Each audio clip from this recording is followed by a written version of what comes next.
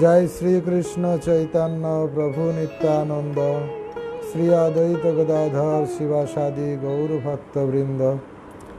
हरे कृष्ण कृष्ण कृष्ण हरे हरे, हरे राम राम राम हरे हरे।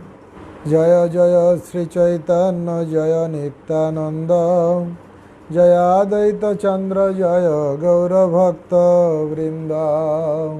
दशम परिच्छेद चैतन्य महाप्रभु जगन्नाथपुरीते प्रत्यावर्तन वैष्णव सह मिलन। आसले कविराज गोस्वामी प्रत्येकटा अध्यायेर शुरूतेई सुंदर एक श्लोक उनी बोलছেন, যাতে বোঝা যায় অধ্যায়ে উনি কি বলতে চেয়েছেন। সুন্দর শ্লোক হচ্ছে এরকম, কবিরাজ গোস্বামী লিখিত। তং বন্দে গৌর জলদম শস্য যো দর্শনামৃত বিচ্ছেদ দাবগ্রহ অম্লান ভক্ত শস্যান্ন জীবয়ত। অর্থাৎ যিনি তার দর্শনরূপ অমৃত বর্ষণ করে বিচ্ছেদরূপ অনাবৃষ্টিজনিত মলিন ভক্ত শস্যদের জীবন দান করেছিলেন।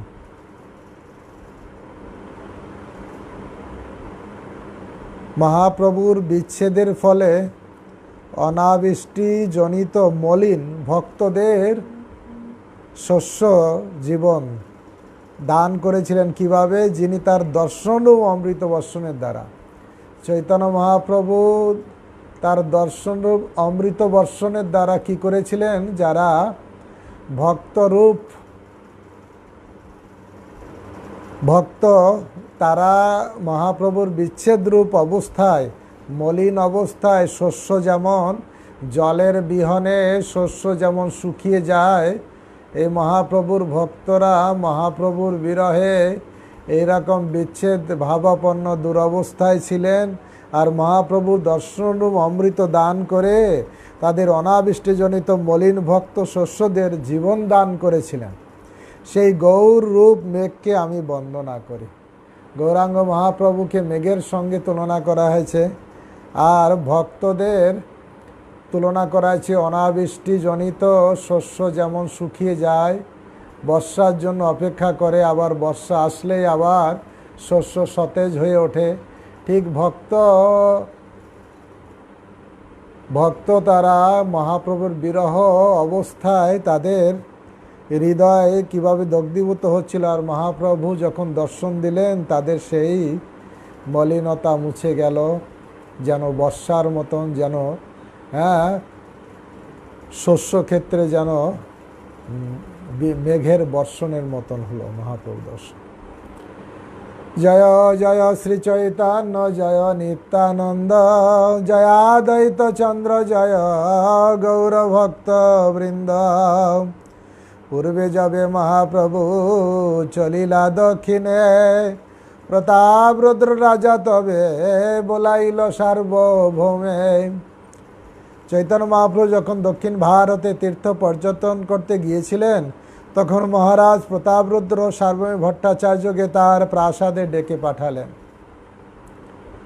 রাজা প্রতাপরুদ্র কটকে ছিলেন, ওখান থেকে যখন পুরীতে এসেছেন শুনেছিলেন যে মহাপ্রভু এসেছিলেন এবং তিনি চলে গেছেন। সেই মহাপ্রভুর খোঁজ নেওয়ার জন্য সার্বভৌম ভট্টাচার্যকে রাজা ডেকে পাঠালেন।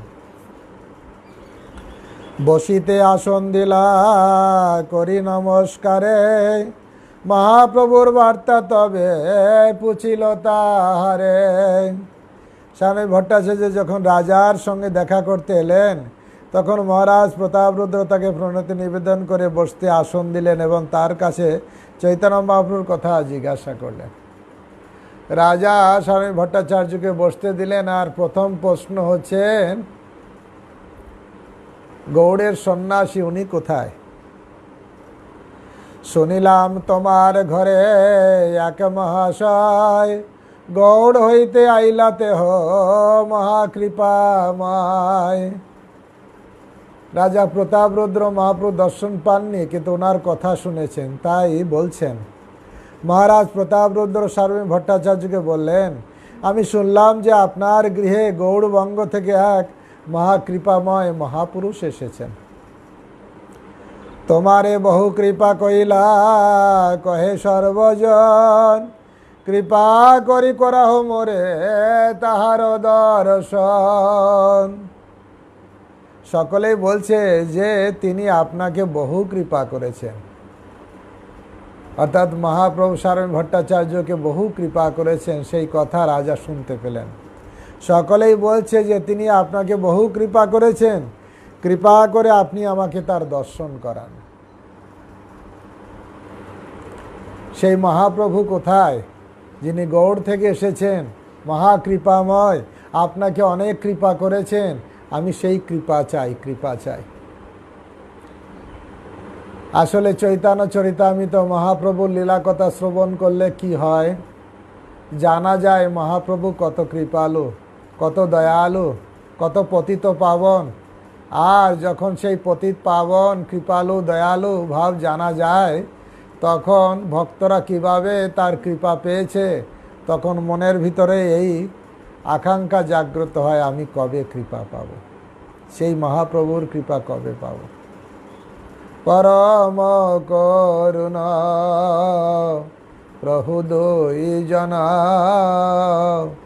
নিতাই গৌরচন্দ্র। আরে সবই অবতার সার শিরোমণি, কেবল আনন্দ কন্দ। ভজ ভজ ভাই চৈতন্য নিতাই, সুদৃঢ় বিশ্বাস করি। আর বিষয় ছাড়িয়া সে রসে মজিয়া, মুখে বল হরি হরি। দেখো রে ভাই ত্রিভুবনে নাই এমন দয়াল দাতা। আরে দেখো রে ভাই ত্রিভুবনে নাই, দেখো রে ভাই ত্রিভুবনে নাই এমন দয়াল দাতা। আরে পশু পাখি জুড়ে গলায় পাথরে,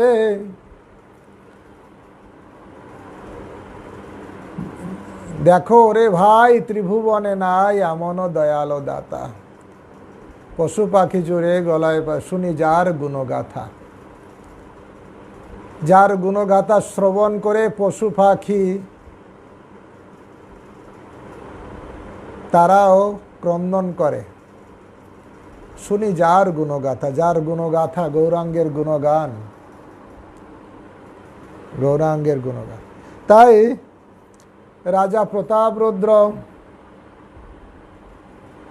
বিরাট বড় রাজা, কিন্তু তবুও মহাপ্রভুর গুণগান শুনে মহাপ্রভুর প্রতি আকৃষ্ট হয়েছে।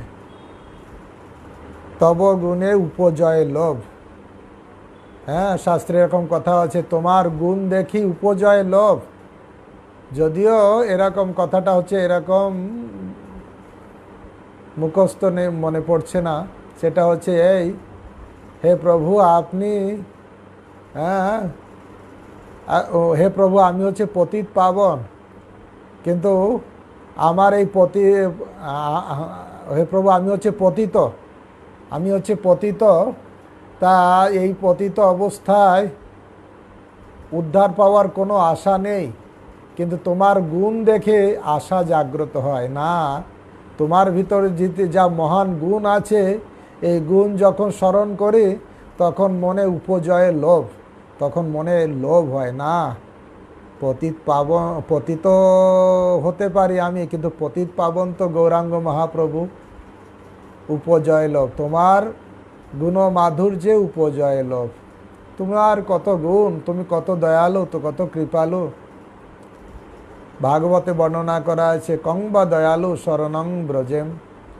এমন দয়ালু কৃষ্ণ, তার শরণাগত হব, তা কার শরণাগত হব? কারণ পুতনা, রাক্ষসী, বালঘাতিনী, রুদিরাসানা, বালককে ধরে ধরে মেরে ফেলে, রক্ত খায়।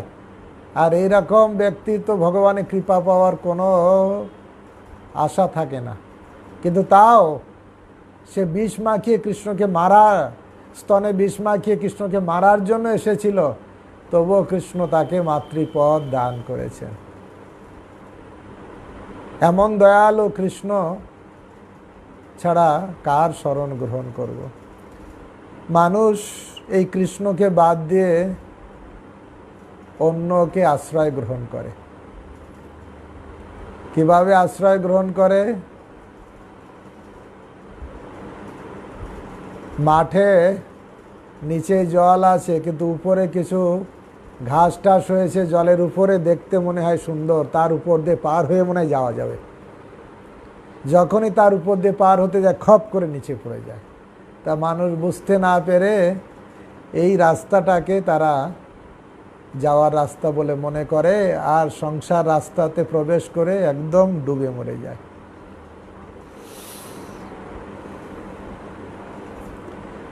এমন মাধব না ভজে মানব, কখনো মরিয়া যাবে। আর সেই অধমে প্রহারিয়া জমে, রৌরব কৃমিতে খাবে। এমন মাধব না ভজে মানব, কখনো মরিয়া যাবে। সেই অধমে প্রহারিয়া জমে, আর রৌরব কৃমিতে খাবে। এমন মাধব, তাকে ভজন করে না মানব।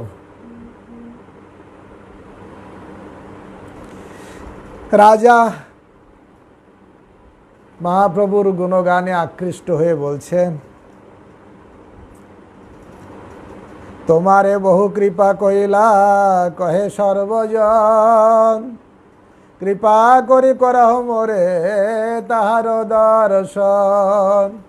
দেখুন, রাজা হতে পারে, কিন্তু সারমী ভট্টাচার্য ভক্ত, ওনার আশ্রয় গ্রহণ করছে। বলছে, কৃপা করে আপনি আমাকে বলতে পারেন, হ্যাঁ কোথায় আছে আমি দর্শন করব, আমার সৈন্য সামন্ত আছে, আমার টাকা পয়সা ধন দৌলত বাড়ি গাড়ি সব আছে, কিন্তু এই সব দিয়ে সৈন্য সামন্ত বাড়ি গাড়ি টাকা পয়সা উচ্চ পদ দিয়ে ভগবানের দর্শন হয় না। অন্য কিছুর দর্শন হতে পারে, কিন্তু ভগবত দর্শনের জন্য দরকার বৈষ্ণবের আশ্রয় নেওয়া। দেখুন, অত বড় রাজা, বিচার্য বিষয়, অত বড় রাজা, সার্বভৌমতার আন্ডারে সভা পণ্ডিত, কিন্তু সার্বভৌম ভট্টাচার্যের আশ্রয় নিচ্ছে। কৃপা করে করাহ মোরে তাহার দর্শন। বৈষ্ণবের কাছে যেয়ে বলতে হবে, প্রভু কৃষ্ণ সে তোমার, কৃষ্ণ দিতে পারো, তোমার শক্তি আছে। আমি তো কাঙাল, কৃষ্ণ কৃষ্ণ বলে, আমি ধাই তব পাছে পাছে। হে বৈষ্ণব ঠাকুর, কৃষ্ণ তোমার, তুমি ইচ্ছা করলে আমাকে কৃষ্ণকে দিতে পারো। তাহলে সব থেকে ধনী কে? যে কৃষ্ণ ধনে ধনী। যদি ধান্দা করতে হয়, এই বৈষ্ণবের কাছে যে ধান্দা করতে হবে, দিন দিন প্রভু, আসল ধন দিন, আসল ধন দিন, আপনার কাছেই আছে। তাই যারা জগতে বুদ্ধিমান, তারা বৈষ্ণবের কাছে। বৈষ্ণব ঠাকুর সর্বদা পবিত্র। বৈষ্ণব হচ্ছে সর্বদা পবিত্র।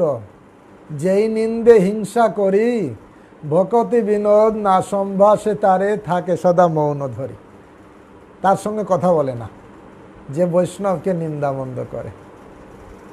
বৈষ্ণব চরিত্র, বৈষ্ণব চরিত্র সর্বদা পবিত্র। যেই নিন্দে হিংসা করি, ভকতি বিনোদ না সম্ভাষে তারে, তার সঙ্গে কথাই বলে না, থাকে সদা মৌন ধরি। বৈষ্ণবের চরিত্র সর্বদা পবিত্র। সার্বভৌম ভট্টাচার্যের কাছে রাজা এসে বলছে, কৃপা করে করাহ মোরে তাহার দর্শন, আমাকে দর্শন করান, দর্শন করান। বিচার্য বিষয়। ডাইরেক্ট ভগবানের দর্শন পাওয়া যায় না বৈষ্ণবের আনুগত্য ছাড়া। ভট্টাচার্য, সারমী ভট্টাচার্য বলতে লাগলেন, কি বললেন? ভট্ট কহে যে শুনিলা সব সত্য হয়, তার দর্শন তোমার ঘটনা না হয়। তখন সারমী ভট্টাচার্য উত্তর দিলেন, আপনি যা শুনেছেন তা সত্য, কিন্তু আপনার সঙ্গে তার সাক্ষাৎকার ঘটানো খুবই কঠিন। হে রাজা, আপনি শুনেছেন তিনি আমাকে অনেক কৃপা করেছেন, তিনি কৃপা করে এখানে এসেছেন, কিন্তু আপনার সঙ্গে সাক্ষাৎ করানো বড় কষ্টকর। কেন কঠিন?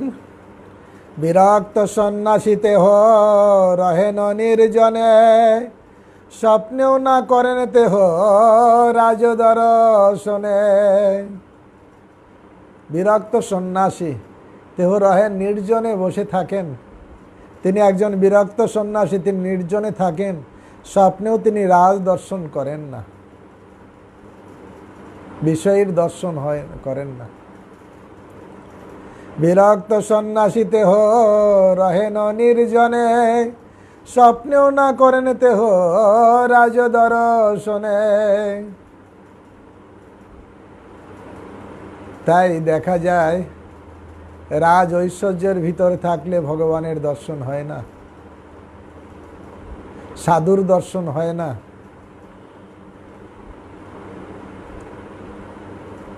ভগবান দর্শন পেতে গেলে রাজ ঐশ্বর্য পরিত্যাগ করতে হয়। প্রমাণস্বরূপ পরীক্ষিত মহারাজ যখন সর্পদংশনে অভিশাপ প্রাপ্ত হলেন, ভাগবতে বর্ণনা করা আছে,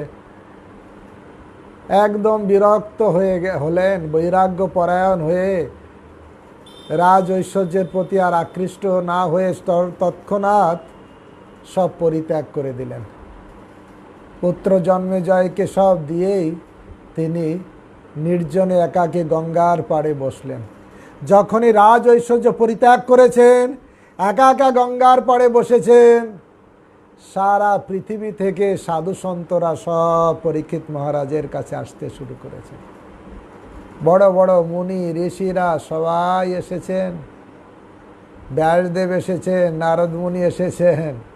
তারা যখন সুখদেব গোস্বামী পরীক্ষিত মহারাজকে কথা বলছিলেন, তখন ব্যাসদেবও ছিল, সুত গোস্বামী ছিল, সবাই মহান মহান মুনি ঋষি সবাই ছিল, কারণ সবাই পরীক্ষিত মহারাজের কাছে চলে এসছেন। বিষয় ছাড়িয়া কবে শুদ্ধ হবে মন। মনটাকে শুদ্ধ করতে গেলে বিষয়ের আসক্তি ছাড়তে হবে। ছাড়ো ছাড়ো বিষয়ের আশা। বিষয় ছাড়িয়া কবে শুদ্ধ হবে মন, কবে হাম হেরব শ্রী বৃন্দাবন। শুধু টিকিট কেটে বৃন্দাবন দর্শন হয় না। ট্রেনের টিকিট কাটলাম, প্লেনের টিকিট কেটে চলে গেলাম, তাতে বৃন্দাবন দর্শন হয় না। বিষয়ের প্রতি অনাসক্ত হলেই আসল বৃন্দাবন দর্শন হয়। তাই বলছেন বিরক্ত সন্ন্যাসী, মহাপ্রভু বিরক্ত সন্ন্যাসী, তিনি নির্জনে থাকেন, স্বপ্নেও রাজ দর্শন করেন না।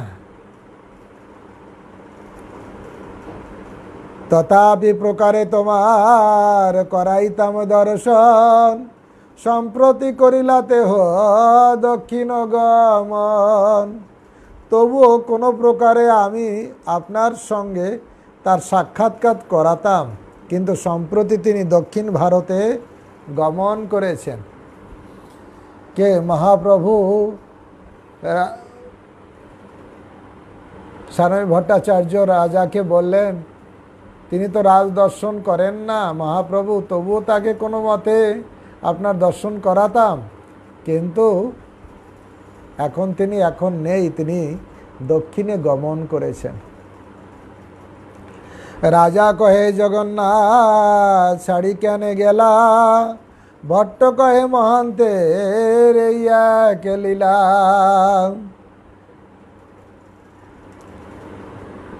রাজা জিজ্ঞাসা করলেন তিনি নীলাচল ছেড়ে কেন চলে গেলেন? ভট্টাচার্য উত্তর দিলেন, মহাপুরুষদের লীলাই এই রকম। তীর্থ পবিত্র করার জন্য তারা তীর্থে ভ্রমণ করেন, সেই ছলে জড়জগতের বন্ধনে আবদ্ধ মানুষদের উদ্ধার করেন। যা ভাগবতমের বর্ণনা করা আছে যে প্রথম স্কন্দের 13 অধ্যায়ের 10 নম্বর শ্লোকে বিদুরের প্রতি যুধিষ্ঠির মহারাজ বলছেন কি, বিদুর যখন তীর্থ ভ্রমণ করে করে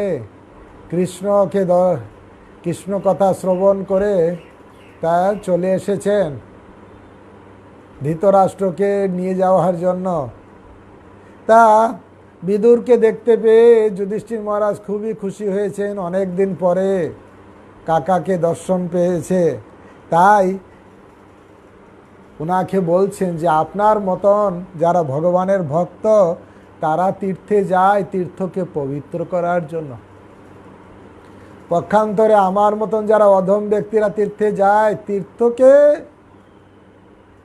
কলুষিত করার জন্য, নিজের পাপ সেখানে রেখে আসার জন্য।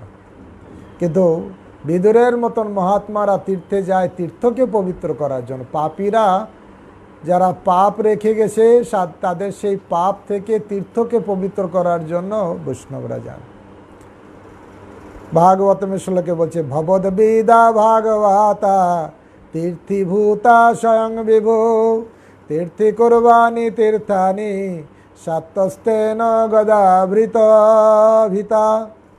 আপনার মতন ভাগবতেরা নিজেরাই তীর্থস্বরূপ, তাদের পবিত্রতার জন্য ভগবান সর্বদা তাদের হৃদয়ে অবস্থান করেন সত্যতে গদাভৃত। তাই তারা পাপীদের পাপ দ্বারা মলিন তীর্থগুলিকে পবিত্র করেন। পাপীরা তীর্থে যায় তীর্থে পাপ রেখে আসার জন্য, আর বিদুরের মতন মহাত্মা ওনারা তীর্থে যায় তীর্থকে পবিত্র করার জন্য। মহাপ্রভু সার্বভৌম ভট্টাচার্য রাজাকে বললেন, এ হচ্ছে ওনার এক লীলা, দক্ষিণে যাওয়া। বৈষ্ণবের এই হয় এক স্বভাব নিশ্চয়, তেহ জীব নয়ের হন স্বতন্ত্র ঈশ্বর। তীর্থ পবিত্র করার জন্য তীর্থ ভ্রমণ এবং সেই স্থলে জড় আবদ্ধ মানুষদের উদ্ধার করা বৈষ্ণবের এই এক নিশ্চল স্বভাব। প্রকৃতপক্ষে চৈতন্য মহাপ্রভু জীব নন, তিনি স্বতন্ত্র ঈশ্বর, তবুও প্রচ্ছন্নরূপে ভক্ত অবতার হয়ে তিনি বৈষ্ণবের মতন আচরণ করছেন।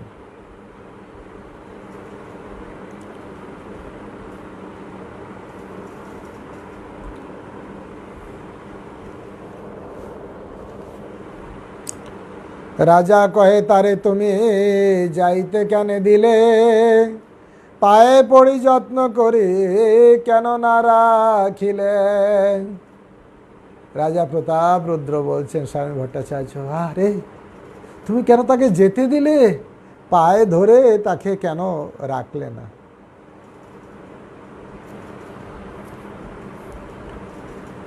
একবার রাধারানী ললিতাকে বলছে, আমি নাওয়ায় মান করেছি, তোরা তো সকলে ছিলে, চলে গেল হরি, কেন পায়ে ধরি তারে না রাখিলি। যে রাধারানী বিশাখাকে বলছে, আমি না মান করেছিলাম, আর কৃষ্ণ যখন চলে গেল তোরা কেন রাখলি না, পায়ে ধরে কেন না রাখিলি। তোরা তো হরির স্বভাব জানিস, তার স্বভাবও জেনে রহিলি স্বভাবে, তার স্বভাব জেনেও কেন নিজের চুপচাপ ছিলে, তাকে কেন ধরে রাখলি না। রাজা কহে তারে তুমি যাইতে কেন দিলে, পায়ে পড়ি যত্ন করি কেন না রাখিলে। সেই কথা শুনে মহারাজ প্রতাপরুদ্র বলেন, আপনি কেন তাকে যেতে দিলেন, কেন তার পায়ে পড়ে যত্ন করে তাকে আপনি এখানে রাখলেন না। ভট্টাচার্য কহে তেহ স্বয়ং ঈশ্বর স্বতন্ত্র, সাক্ষাৎ শ্রীকৃষ্ণ তেহ নহে পরতন্ত্র। আমি ভট্টাচার্য বললেন, আমি কি করে রাখবো? উত্তর দিলেন, চৈতন্য মহাপ্রভু স্বয়ং পরমেশ্বর ভগবান এবং তিনি সম্পূর্ণরূপে স্বতন্ত্র, তিনি সাক্ষাৎ শ্রীকৃষ্ণ, তিনি কারও অধীন নন। সবিজ্ঞ সরাট। তথাপি রাখিতে তারে বহু যত্ন কইল, ঈশ্বরের স্বতন্ত্র ইচ্ছা রাখিতে নারিল।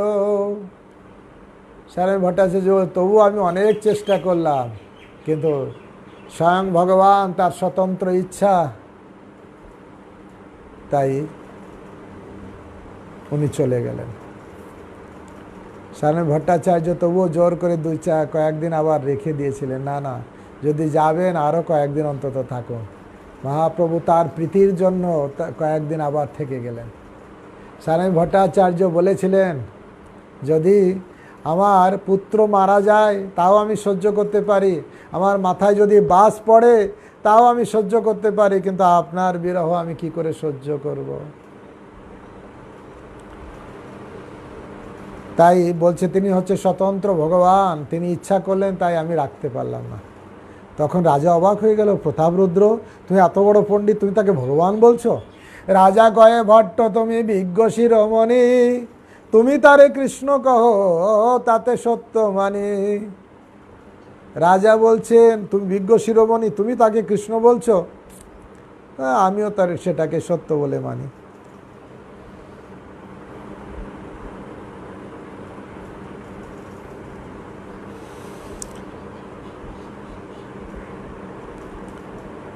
রাজা সার্বভৌম ভট্টাচার্য একটু আশ্বাস দিলেন রাজাকে, বললেন, পুনরপি ইহা তার হইলে আগমন, একবার দেখি করি সফল নয়ন। আবার যদি তিনি এখানে আসে তাহলে একবার তাকে দর্শন করে আমি আমার নয়ন সার্থক করব। ও রাজা প্রতাপরুদ্র বললেন যে আবার যদি মহাপ্রভু এখানে আসে আমি তাকে দর্শন করে আমার নয়ন সার্থক করব।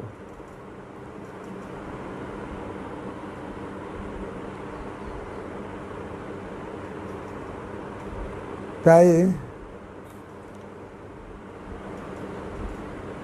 যদি ভগবানের রূপ দেখার জন্য চোখ নিযুক্ত না হয়, তাহলে সেই চোখকে ভাগবতমে বলছে ময়ূর পাখা আঁকানোর চোখের মতো।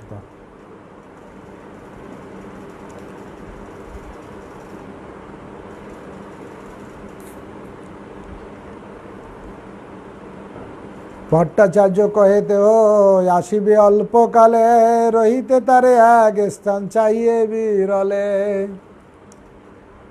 সারণ ভট্টাচার্য বললেন, রাজা উনি তাড়াতাড়ি আসবেন, কিন্তু উনি আসলে ওনার একটা থাকার জায়গা দরকার। ঠাকুর নিকটার হইবে নির্জনে, এমত নির্ণয় করি দেহ এক স্থানে। হে রাজা, এমন একটা স্থান দরকার ওনার জন্য, জগন্নাথ মন্দিরের কাছে হবে, আবার একটু নির্জনও হবে। রাজা তখন উত্তর দিলেন, রাজা কহে ওইছে কাশী মিশ্রের ভবন, ঠাকুরের নিকট হয় পরম নির্জন। মহারাজ উত্তর দিলেন, কাশী মিশ্রের ভবন জগন্নাথের মন্দিরের কাছে, অথচ স্থানটি পরম প্রিয়, পরম নির্জন। এত কহি রাজা রহে উৎকণ্ঠিত। রাজা মোটামুটি কাশী মিশ্রের ঘরটা বললেন যে ওনার ঘরটা কাছে হবে আর নির্জনও হবে। এত কহি রাজা রহে উৎকণ্ঠিত হইয়া, ভট্টাচার্য কাশী মিশ্রে কহিল আসিয়া। রাজা যখন এই কথা বললেন তখন সারণ ভট্টাচার্য কাশী মিশ্রের কাছে এসে বলতে লাগলেন। কি বললেন? কাশী মিশ্রকে এই কথা বললেন। তখন কাশী মিশ্র কি বললেন? কাশী মিশ্র কহে আমি বড় ভাগ্যবান, মোর গৃহে প্রভুপাদের হবে অবস্থান। কাশী মিশ্র কহে আমি বড় ভাগ্যবান, মোর গৃহে প্রভুপাদের হবে অবস্থান। সেই কথা শুনে কাশী মিশ্র বলে, আমি অত্যন্ত ভাগ্যবান যে প্রভুপাদ চৈতন্য মহাপ্রভু আমার গৃহে অবস্থান করবেন। এই শ্লোকে চৈতন্য মহাপ্রভুর সম্বন্ধে প্রভুপাদ শব্দের ব্যবহার অত্যন্ত তাৎপর্যপূর্ণ। সেই সম্পর্কে ছিল ভক্তিনাথ ঠাকুর প্রভুপাদ মন্তব্য করেছেন, চৈতন্য মহাপ্রভু স্বয়ং ভগবান শ্রীকৃষ্ণ এবং তেমন সমস্ত অনুগত জনেরা তাকে প্রভুপাদ বলে অভিহিত করেন। অনুগত জনেরা গুরুদেবকে ভগবানকে প্রভুপাদ বলতেই পারে।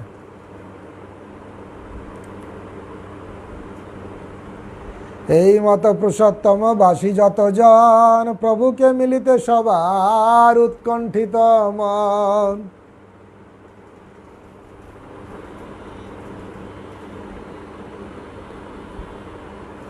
আর এই খবর সবাই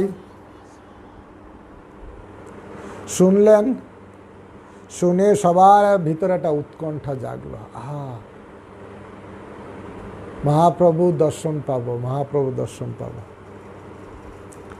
এই মত পুরুষোত্তম বাসী যতজন, প্রভুকে দেখিতে সবার উৎকণ্ঠিত মন। সর্বলোকের উৎকণ্ঠা যাবে অত্যন্ত বাড়িল, মহাপ্রভু দক্ষিণ হইতে তবই আইল। সব ভক্তরা যাব উৎকণ্ঠিত, তার উৎকণ্ঠা চরমস্তরে গেল, আর মহাপ্রভু ঠিক তখনই দক্ষিণ ভারত থেকে চলে আসলেন, তবই আইল। সবাই দর্শন পাবে। শুনিয়া আনন্দিত হইল সবাকার মন, সবে আসি সার্বভৌম কইল নিবেদন।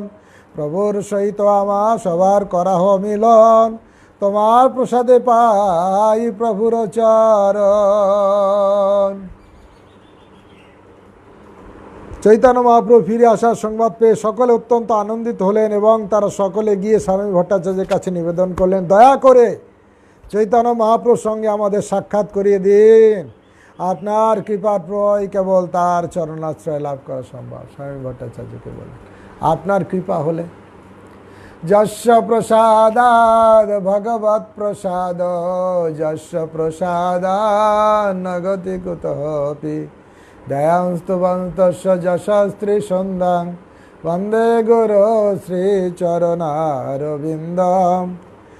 যস্য প্রসাদাদ ভগবৎ প্রসাদ, দয়া করে চৈতন্য মহাপ্রভুর সঙ্গে আমাদের সাক্ষাৎ করে দিন, আপনার কৃপা প্রভাবেই কেবল তার চরণাশ্রয় লাভ করা যায়। বৈষ্ণবের কৃপা হলে তার চরণাশ্রয় পাওয়া যায়, মহাপ্রভু ভগবানের আশ্রয়।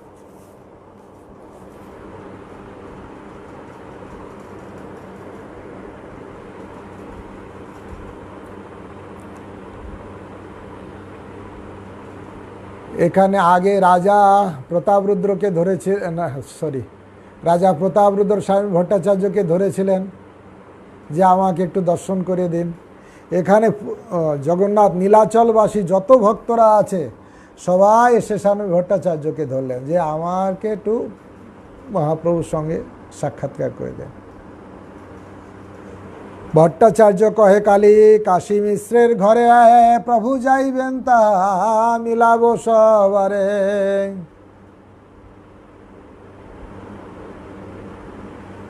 স্বামী ভট্টাচার্য তাদের বলেন, কাল মহাপ্রভুর কাশী মিশ্রের বাড়িতে যাবেন, সেখানে তার সঙ্গে আপনাদের সকলের সাক্ষাৎ করিয়ে দেব।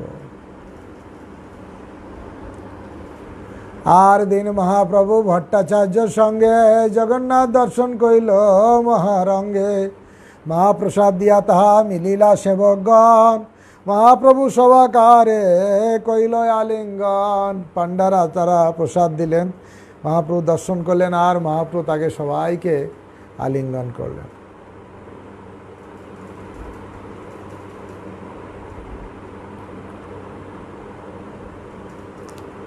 দর্শন করি মহাপ্রভু চলিলা বাহিরে, ভট্টাচার্য আনিল তারে কাশী মিশ্র ঘরে। কাশী মিশ্র আসি পড়িল প্রভুর চরণে, গৃহ সহিত আত্মা তারে কইল নিবেদনে। মহাপ্রভু আসলেন পুরী ধামে, জগন্নাথ মন্দির দর্শন করে যখন বাইরে আসলেন, স্বামী ভট্টাচার্য কাশী মিশ্রকে নিয়ে ভট্টাচার্য মহাপ্রভুকে নিয়ে কাশী মিশ্রের ঘরে গেলেন, আর গৃহে সবাই তাকে একদম সব কিছু নিবেদন করে দিল।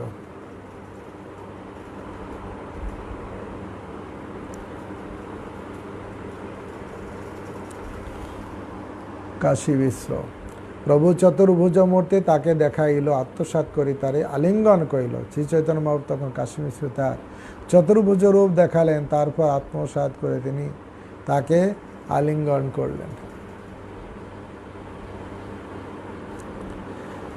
এখানে দেখা যাচ্ছে যে আসলে রাজা না স্বামী ভট্টাচার্যকে ষড়ভুজ রূপ দেখিয়েছেন পুরীতে, কাশী মিশ্রকে চতুর্ভুজ রূপ দেখিয়েছেন, দেখে সবাইকে আলিঙ্গন করলেন। তবে মহাপ্রভু তাহা বসিলায় আসনে, চৌদিকে বসিলা নিত্যানন্দাদি ভক্তগণে। মহাপ্রভু তখন আসনে বসলেন আর মহাপ্রভুর চারিদিকে তখন ভক্তরা বসলেন। সুখী হইলা দেখি প্রভু বাসার সংস্থান, যেই বাসায় হয় প্রভু সর্বসমাধান। মহাপ্রভু কাশী মিশ্রের ভবন দেখে খুব খুশি হলেন।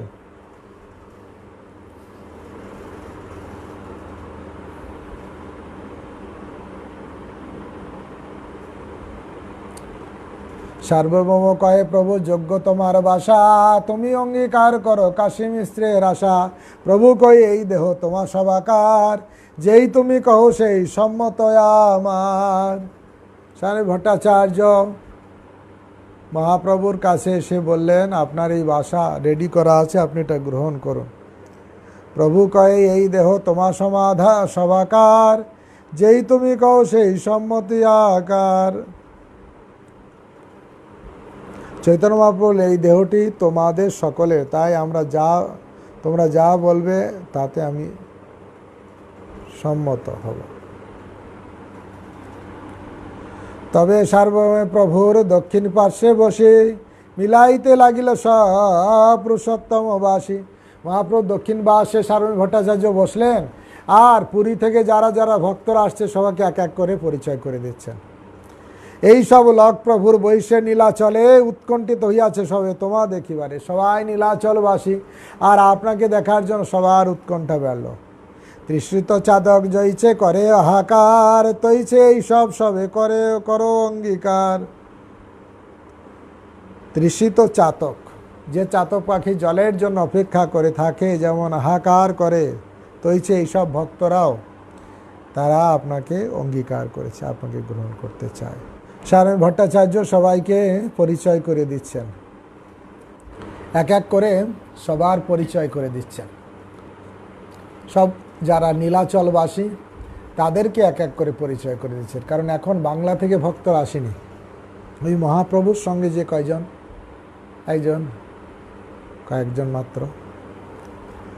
বলছেন কৃষ্ণদাস নাম এই সুবর্ণ বেত্রধারী, সিকি মাহিতির নাম এই লিখনাধিকারী। তারপর স্বামী ভট্টাচার্য কৃষ্ণদাসের সঙ্গে চৈতন্য মহাপ্রভু পরিচয় করিয়ে দিয়ে বললেন, এর নাম কৃষ্ণদাস, ইনি জগন্নাথের সুবর্ণ বেত্রধারী, ইনি হচ্ছেন সিকি মাহিতি, ইনি জগন্নাথ দেবের মন্দিরের লিখনাধিকারী। দেউলকরণ পদপ্রাপ্ত কর্মচারী, যিনি মাতলা পাজি লিখে থাকেন তাকে বলা হয় লিখন অধিকারী। জগন্নাথের বিভিন্ন পাজি লেখেন। তা সিকি মাহিতি অ্যাকচুয়ালি মহাপ্রভুর সম্পর্কে বলা হয়েছে ওনার 3.5 জন ভক্ত। এক হচ্ছে স্বরূপ দামোদর, রামানন্দ রায় আর এই সিকি মাহিতি, 3 জন। আর ওনার বোন দময়ন্তী হাফ, সেই জন্য বলা হয়েছে 3.5 জন ভক্ত। প্রদ্যুম্ন মিশ্র ইহা বৈষ্ণব প্রধান, জগন্নাথের মহাশেষ ইহ দাস হয়।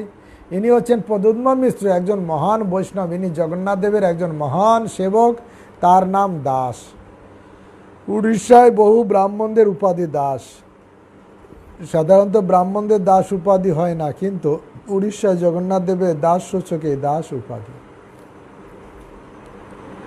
মুরারি মাহিতি হো সিকি মাহিতির ভাই, তোমার চরণ বিনায় আর গতি নাই। ইনি হচ্ছেন সিকি মাহিতির ভাই মুরারি মাহিতি, তোমার চরণ ছাড়া অন্য কোনো গতি নেই তার।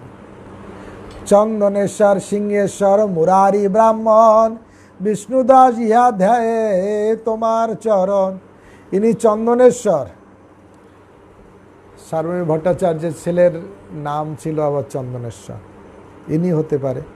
ইনি সিংহেশ্বর, ইনি মুরারি ব্রাহ্মণ, ইনি বিষ্ণু দাস, এরা সকলেই নিরন্তর তোমার পাদপদ্ম ধ্যান করেন।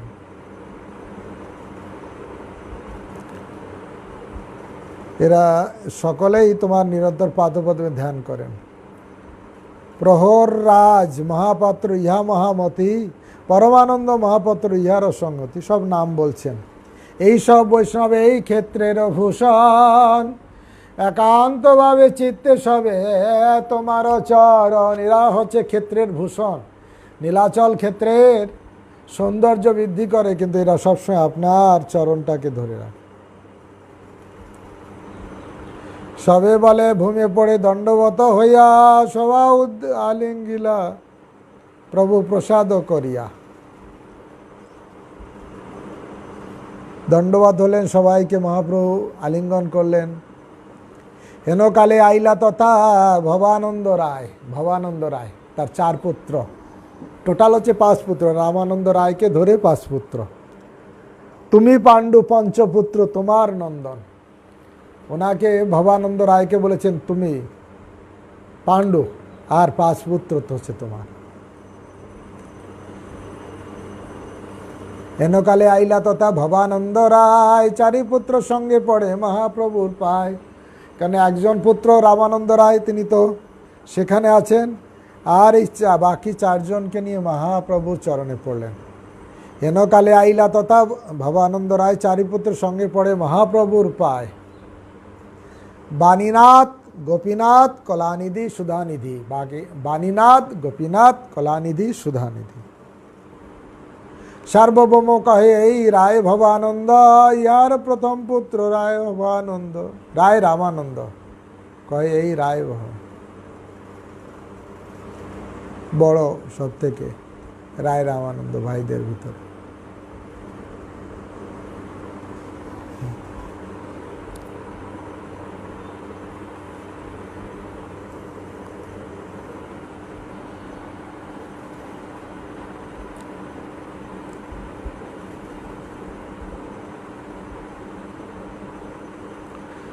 তবে মহাপ্রভু তারে কইল আলিঙ্গন, স্তুতি করি কহে রামানন্দের বিবরণ। মহাপ্রভু এই ভবানন্দ রায়কে আলিঙ্গন করলেন, আর তাকে অনেক প্রশংসা করে তিনি তার রামানন্দ রায়ের কথা বলেন। রামানন্দ হেন রত্ন যাহার রত নয়, তাহার মহিমা লোকে কখনো না যায়। রামানন্দ রূপ হেন রত্ন যার, তার মহিমা বলে শেষ করা যায় না। সাক্ষাৎ পাণ্ডু তুমি, তোমার পত্নী কুন্তি। হ্যাঁ, তুমি হচ্ছে সাক্ষাৎ পাণ্ডু, এবং কুন্তি দেবী তোমার পত্নী হচ্ছে কুন্তি দেবী। পঞ্চপাণ্ডব তোমার পঞ্চপুত্র মহামতি। আপনি সাক্ষাৎ মহারাজ পাণ্ডু, আপনার পত্নী হচ্ছেন কুন্তি দেবী, আপনার 5টি মহামতি পুত্র আছে, হচ্ছে পঞ্চপাণ্ডব। তো রায় কহে আমি শীঘ্র বিষয় অধম, তবু তুমি স্পর্শ ঈশ্বরের লক্ষণ। ঈশ্বরের লক্ষণ কি? চৈতন্য মহাপ্রভু স্তুতি বাক্য শুনে ভবানন্দ বললেন, আমি শূদ্র বিষয়ী অধম, এই অধম পতিত হওয়া সত্ত্বেও আপনি আমাকে স্পর্শ করছেন। আপনার এই করুণার প্রভাব করে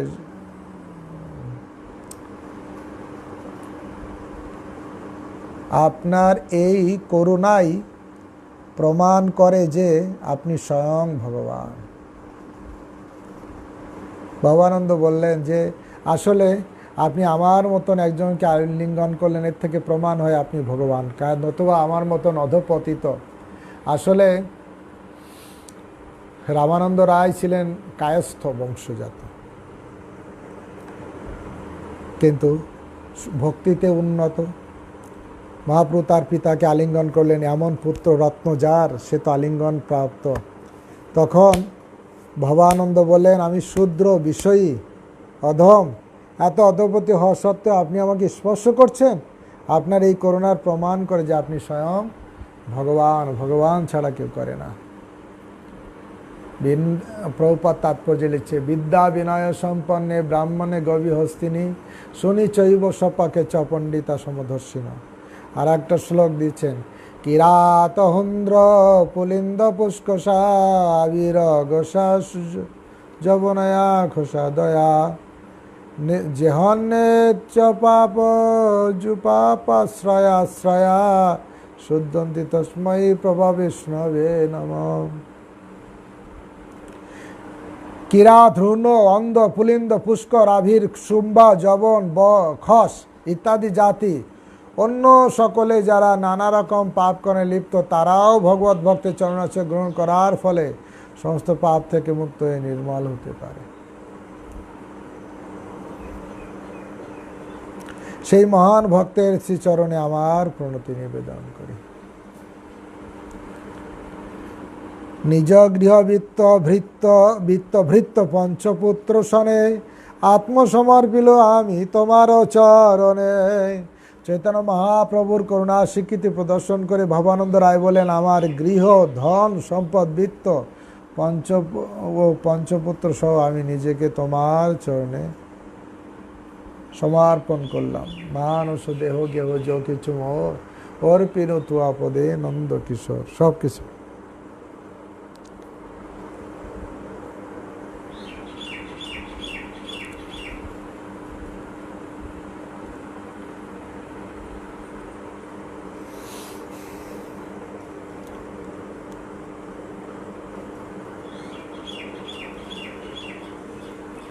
এই বাণীনাথ রহিবে তোমার চরণে, যবে যেই আজ্ঞা তাহা করিবে সে বনে। এই বাণীনাথ তোমার সেবা করার জন্য, যখন যা আজ্ঞা তুমি একে করবে।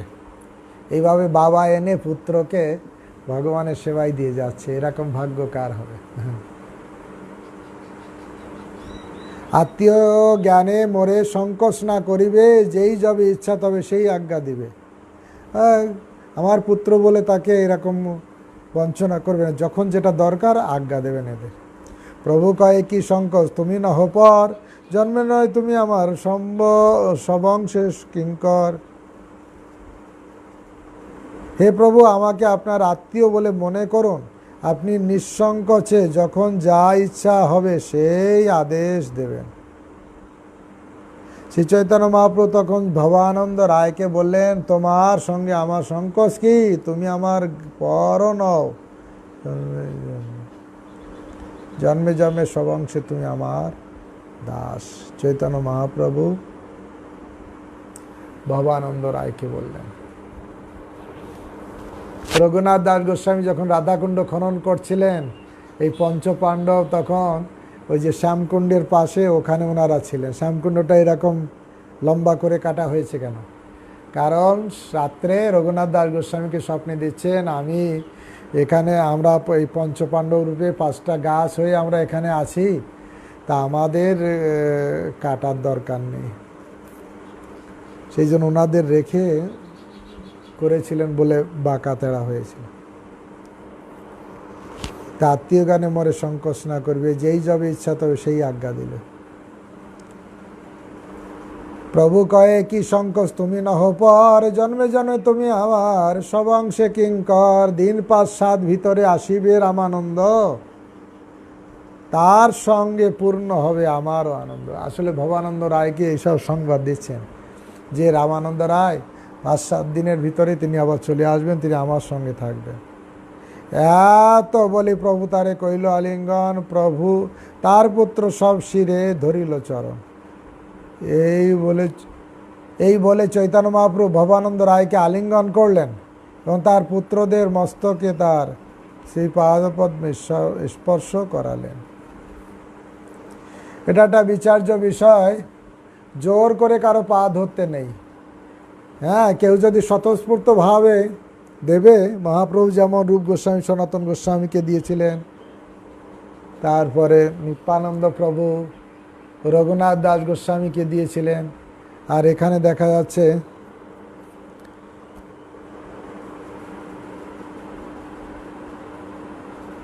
ভট্টাচার্য সব লোক বিদায় করাইল, তারে প্রভু কৃষ্ণ দাস জ্ঞান।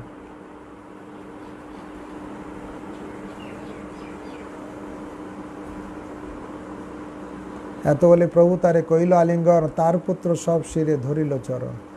শ্রী চৈতন্য মহাপ্রভু ভবানন্দ রায়কে আলিঙ্গন করলেন এবং তার পুত্রদের মস্তকে তার শ্রীপাদ পদ্মে স্পর্শ করালেন।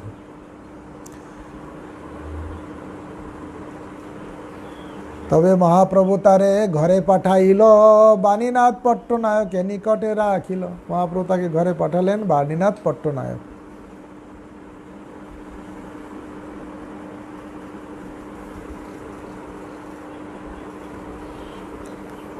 তবে মহাপ্রভু তারে ঘরে পাঠাইল, বাণীনাথ পট্টনায়কে নিকটে রাখিল। ভবানন্দকে ঘরে পাঠালেন, বাণীনাথ পট্টনায়কে মহাপ্রভু কাছে রাখলেন। ভট্টাচার্য সব লোকে বিদায় করাইল, তবে প্রভু কালা কৃষ্ণ দাসে বলে।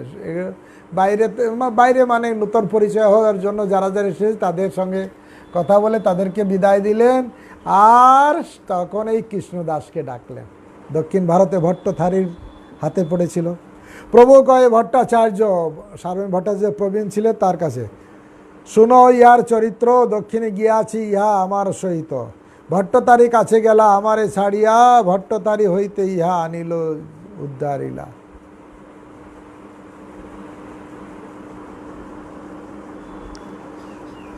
ভট্টতারী কাছে গেলা আমারে ছাড়িয়া, ভট্টতারী হইতে ইহারে রাখি আনিল উদ্ধারিয়া। এবে আমি ইহা আনি করিলাম বিদায়, যাহা ইচ্ছা যাহ আমার সনে নাহি আর দায়। ওই যে কালাকৃষ্ণ দাস ভট্টথারীদের হাতে পড়ে গিয়েছিল, মহাপ্রভু তাকে চুলে ধরে নিয়ে চলে এসেছিলেন। রাস্তাঘাটে কিছু বলেননি, রাগারাগি কিছু নয়, আর কিছুই শাসনও করেনি। লাস্টে এসে আবার কালাকৃষ্ণ দাসকে নিয়ে আসলেন, এনে সার্বভৌম ভট্টাচার্যের হাতে দিয়ে বলে, শোনো এই কালাকৃষ্ণ দাসের কাহিনী। সে ভট্টথারীদের দ্বারা প্রভাবিত হয়ে গেল, আমি তাকে উদ্ধার করে নিয়ে এসেছি, এখন নিয়ে এসেছি, এখন তুমি নিয়ে নাও, আমার কোনো দায় নেই। এত বলে কৃষ্ণদাস কাঁদিতে লাগিল, মধ্যাহ্ন করিতে মহাপ্রভু চলে গেল। মা কৃষ্ণদাস কান্না করছে, আহা, মহাপ্রভু প্রসাদ খেতে চলে গেল। নিত্যানন্দ, জগদানন্দ, মুকুন্দ, দামোদর চারিজনে যুক্তি কত হবে করিল অন্তর। এই চারজন মিলে যুক্তি করলেন কি করা যায় এই কালা কৃষ্ণদাসকে দিয়ে। গৌড় দেশে পাঠাইতে চাহি একজন, আইকে করিবে যাই প্রভুর আগমন। অদ্বৈত শ্রীবাসাদি যত ভক্তগণ, সবেই আসিবে শুনি প্রভুর আগমন। এই কৃষ্ণদাস দিব গৌড়ে পাঠাইয়া, এত কহি তারে রাখিলেন আশ্বাসিয়া। সবাই মিলে তখন বললেন, না একেবারে তার একে বরঞ্চ সেবা দেয়া হোক, আর করবে না। মহাপ্রভু দক্ষিণ ভারত থেকে এসছে, সব মন্দিরে প্রসাদ টসাদ আসে, দিয়ে সচী মাতাকে খবর দেন।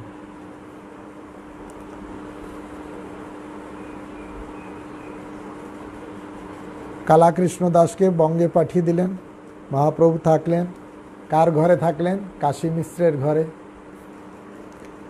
হরে কৃষ্ণ কৃষ্ণ কৃষ্ণ হরে হরে, হরে রাম রাম রাম হরে হরে।